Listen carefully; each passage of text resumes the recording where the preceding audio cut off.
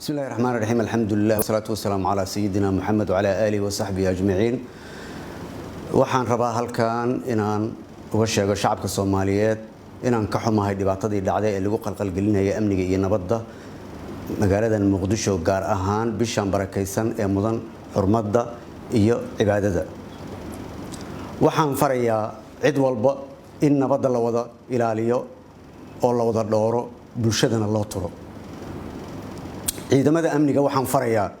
inay gutaan waajibaadkooda qaran oo ay dhowraan amniga shacabka iyo ka hortagga khatar kasta oo dhibaato u keeni karta bulshada Soomaaliyeed gaar ahaan bulshada magaalada Muqdisho dawladdu waxay aaminsan tahay in wada hadal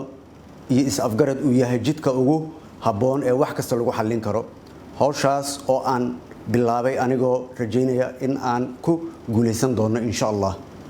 waxaan ugu baaqayaa dhammaan shacabka Soomaaliyeed gaar ahaan waxgaradka culimada bulshada rayidka ganacsatada haweenka iyo dhalinyarada in aan ka wada shaqeyno xasiloonida iyo nabadgelyada dalkeena gaar ahaan magaalada Muqdisho aad ayaad u mahadsantihiin wabillahi tawfiiq